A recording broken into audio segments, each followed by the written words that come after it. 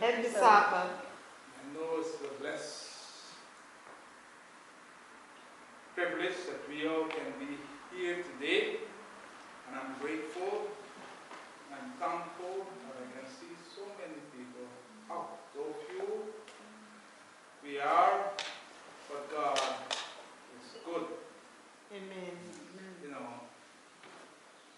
as we go through life, we face loads of challenges. And God promised that He will what? Never leave us, Nor forsake us. nor forsake us. So this morning,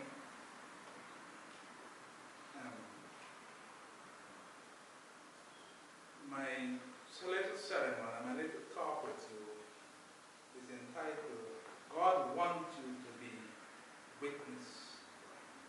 What God wants us to be? A witness for A Him. witness for Him. And we know what a witness is. A witness is a person who has first-hand information. Yes. And so we is having first-hand information. And as the hymn writer just reminds us, give me the Bible, holy message shine. That light shall guide me in the knowledge. It gave us precepts and promises, law and love combined. Day and night shall vanish in dawn. Let us pray. Heavenly Father, we thank you, Lord, for this wonderful privilege. And we thank you, Lord, that we can be here. Lord, this morning as I come before to present this word, you, Lord, has allowed me. Then, Father, I pray, God, that your Holy Spirit will speak to me, through me, Lord. Remove every selfish motive and thoughts, Lord. And let us read direct from your word. And your word will lead us, guide us in the right direction. That we can come to know as God and Savior and live for you in the life throughout the rest of our days. This is my prayer. We ask in Jesus' name. Amen.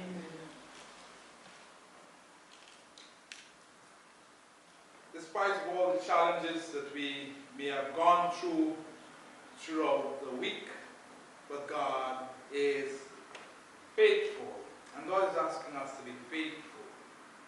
And I just want to read Psalms 27. Psalms 27, 11 to 14. Psalms 27, 11 to 14. He said, teach me thy way, O Lord, and lead me in the plain path because of my enemy. Deliver me not unto the will of my enemy, for false witnesses arise up against me, and such that breathe out cruelty. I had fainted unless I had believed to see the goodness of the Lord in the land of the living. So wait on the Lord. Be of good courage, and he shall strengthen thy heart. Wait, I say on the Lord. So the Lord is asking us to wait. And this is what we are doing. We are waiting.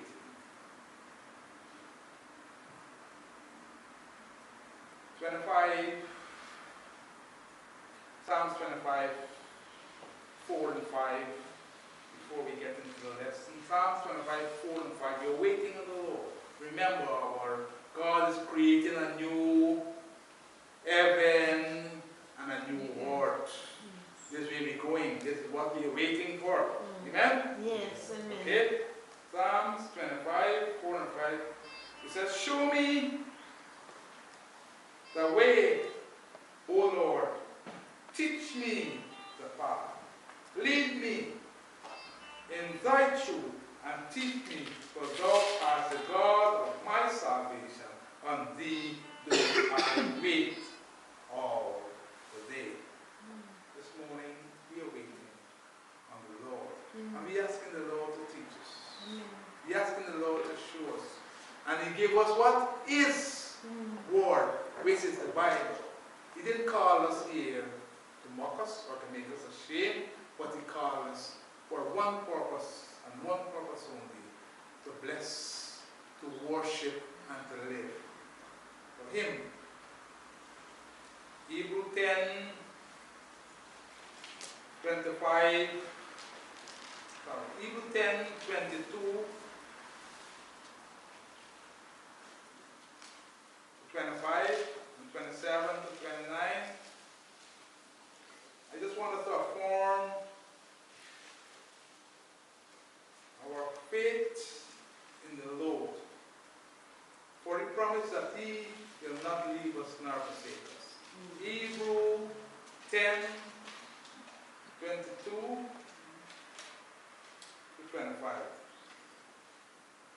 So let us draw near with a true heart, in the full assurance of faithfulness, having our hearts sprinkled from an evil conscience and our bodies washed with pure water. So let us hold fast the profession of our faith without wavering, for he is faithful that promise. 24. Let us consider one another to provoke unto love and to good works. Amen? Amen. Reminding us to let us what? Hold fast. What we hold fast? The profession. What profession? A profession of being God faithful people. Amen. Without faith, without wavering. For God is faithful that has promises. And we have all these promises. Let us wait on the Lord. And as 2 Peter 3:9 reminds us, it's not God as no what? Sorry, let me find that.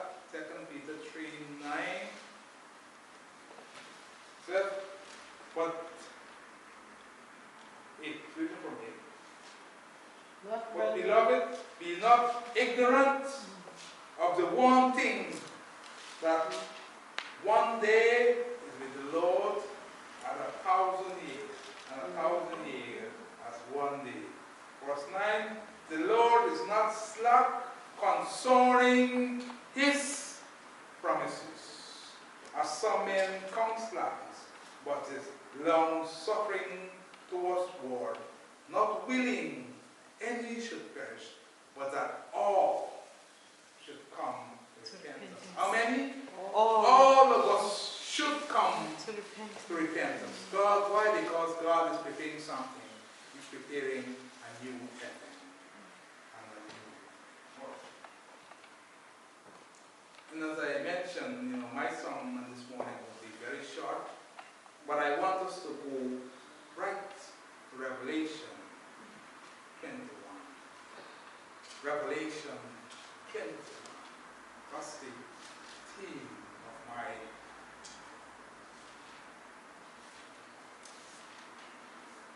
because we receive all these promises just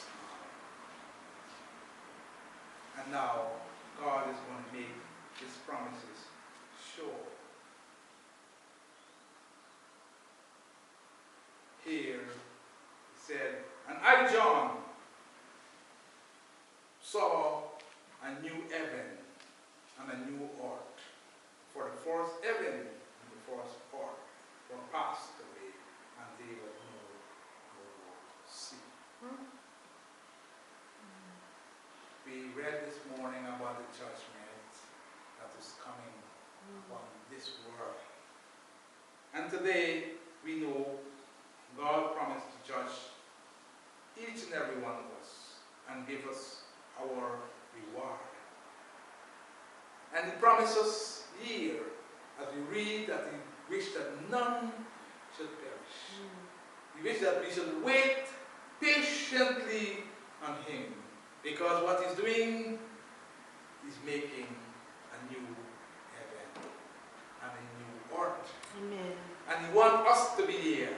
Do we believe that? That God is making a new heaven and a new earth. Yes. Yes, God said it. Said I, John, saw. Somebody saw the new heaven and the new earth. John saw. So let us lift our hearts and our thoughts. That place where we will be. And what he said happened to this whole heaven and this whole earth. Say, for the first heaven and the first earth were passed away. The first heaven and this earth will not remain forever. Amen. So those who planning that this earth will remain forever, no. Why this earth and this heaven will not remain forever? Because something has happened to it. It is filled with sin. And we see that when in Revelation 17, yes, it said, the sins of Babylon has reached the heaven. And God promised that he said, it cannot continue forever. I will, what? Bring an end. Just like in the days of Noah, when God said, the imagination of men were wickedness, evil continuously, and I will bring it. Said, and I, John, saw the holy city, the new Jerusalem coming down from heaven, coming down from God out of heaven, prepared as a bride adorned for her husband. John saw. Amen? John saw the new heaven. That new heaven, the new earth is already been prepared, just waiting at the time when this one is passed away, and God will bring the new heaven and the new earth.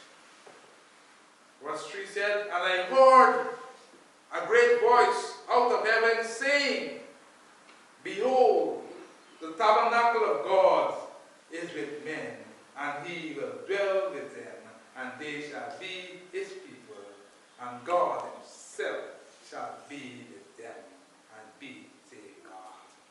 Brethren, today we are having great and marvelous promises. God promised to make everything new. God promised also to come and dwell with us. Amen. And promised to be our God. Because the former things, the old heaven and the old earth has passed away. We have to believe it. We have to know it. And we have to want it badly. We have to want this new heaven and new earth badly. It's not just a passing phrase. It's something that will happen. And if you don't want it, why waste time? If you're not prepared to make sacrifice to receive it, why waste time? Go about doing your business. But remember, God's word is sure. John heard the voice out of heaven. Didn't he hear a little voice? Said John, and said, I heard a great voice out of heaven, saying, behold. John didn't hear in a little corner. He heard a great voice. Amen. And the great voice, that means it's a big noise. John heard.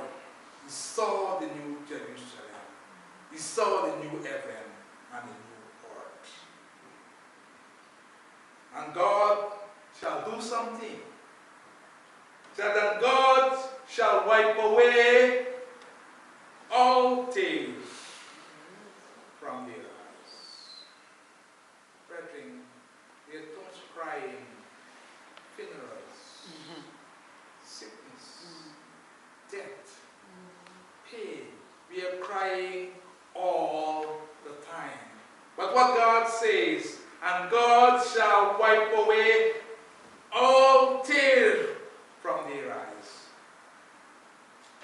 And there shall be no more death. Amen. What a promise. Amen. This is the promise we're waiting for. No more death. No What brings death? For the wages of sin is death. Sin brings death. So means God is going to get rid of sin. Amen. Are we glad that God one day will put end to all this that we are going through?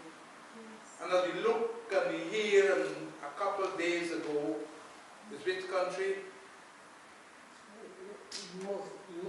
Mozambique. Zimbabwe, Malawi. Zimbabwe. Zimbabwe, Malawi. How many people are crying now? How many people have died? Thousands. They're crying, they are pain all the time. A few weeks ago, when the plane went down, how many was crying? How many was pain? Families. God promised to bring this to an end. He said, and God shall wipe away all tears from their eyes, and there shall be no more death, neither no more sorrow, nor crying, neither shall be there any more pain, for the former things are past. Amen. Amen. Yes, the former things, the things that we know and we're accustomed to. We grew up knowing that people would die. I'd like to remember the first time I can really recall I had a great aunt, my grandmother, sister, and we used to go there to spend holiday. In those days, you had to travel in the orange car where we used to live. We used to live 65 miles from the city. And you had a big boat called the orange car, and you had to prepare all this stuff, and you get on that boat in the morning. You have to wake up all the parents, baby, because, and then you're going on the orange car. You can't sleep because you're going to town, 65 miles, 8 hours on the water top. You can't sleep as children, you can't sleep because you're going to this great aunt. Yeah, you go there and she was a lovely woman. And we can remember that she died. And you know, as a child, as I looked at her in the casket, and I wonder why. I said, why? Something happened, she can't breathe and bear about it this. You know, as a child, not understanding, we lost that great aunt, which we used to look forward every August holiday to go and spend that time in the country. And she died. Brethren, God is wiping away that tears. And I could remember, all those people coming, and the street was muddy, and people were coming, today. God is promising that there will be no more sickness. Amen. God promised, God shall wipe away all tears from their eyes, and there shall be no more death, neither sorrow, neither crying, pain, for the former things are passed away. Verse 5, and he that sat upon the throne said, behold, but he said, behold, I make all things new. And he said unto me, write, for these things, for these words are true and faithful. Brethren, today we have one opportunity to trust God. Because what he's saying today, his word is faithful and true. He's asking us to believe. He's removing the former things, which is sin and pain and death.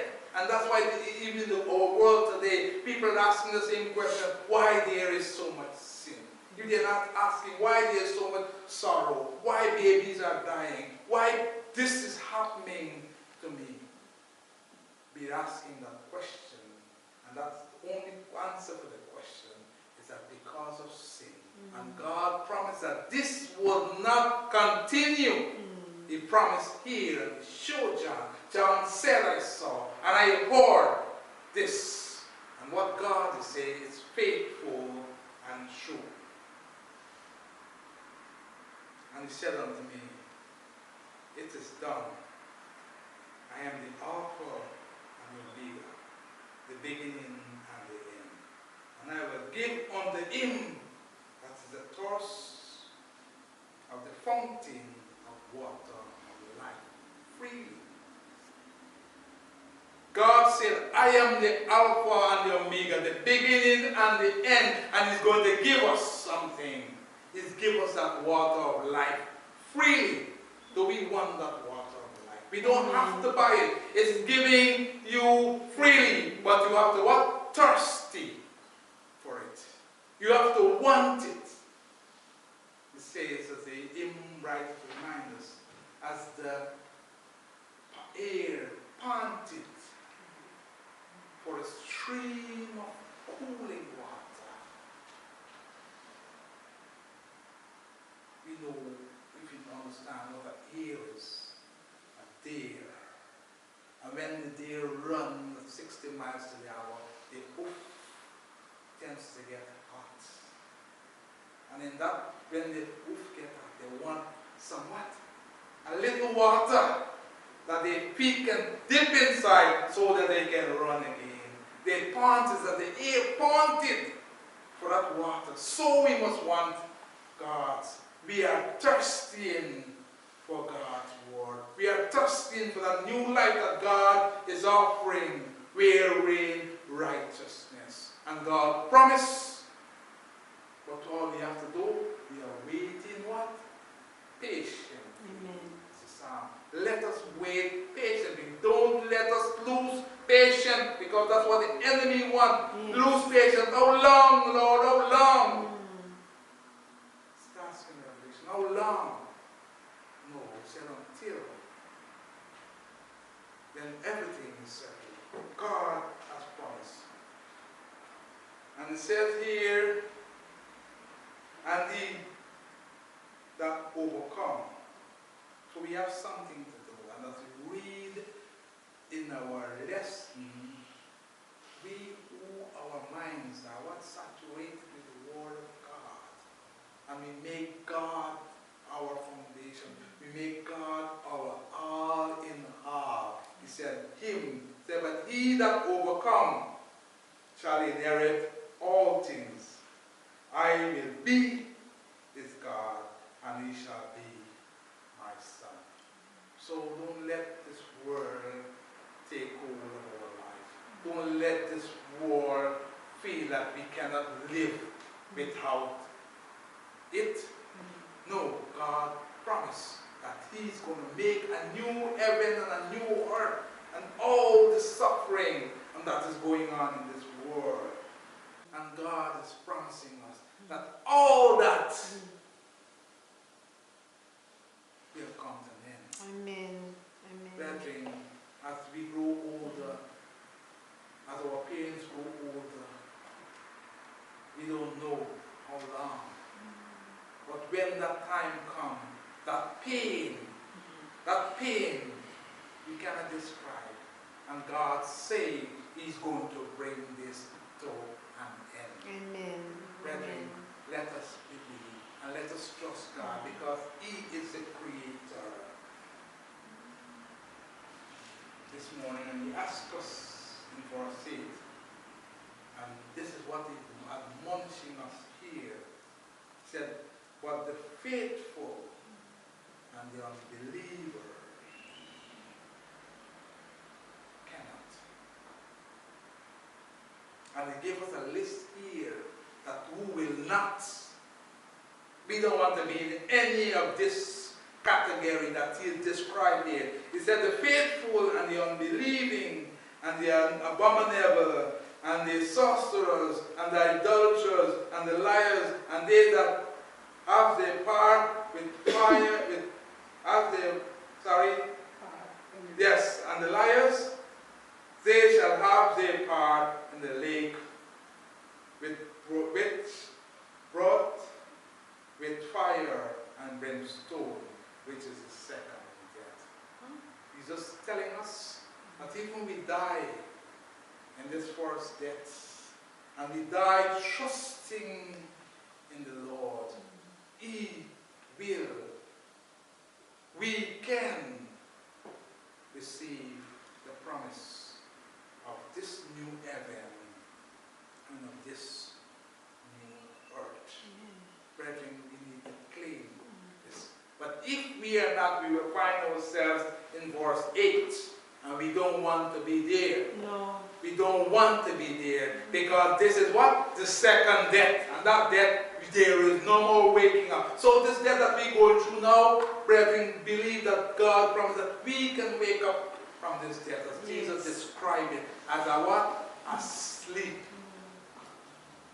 So as we sleep in the Lord, we hope, that should be our last thought, we hope that we will be raised again. In verse 12. Verse 12. Says, and here John is describing the city. Verse 12. And said, and had a wall great and high, and had 12 gates. And the gates, 12 angels, named written thereof, which are the names of the 12 tribes of Israel. Brethren, as the Spirit carried John away, and he's showing the bride, Jesus Christ is coming for us. Brethren, today, God is asking us. He's telling us what He's doing, what He's prepared for each and every one of us. But He's asking us to wait patiently. Brethren, let us wait. Let us wait patiently, despite of what is happening in our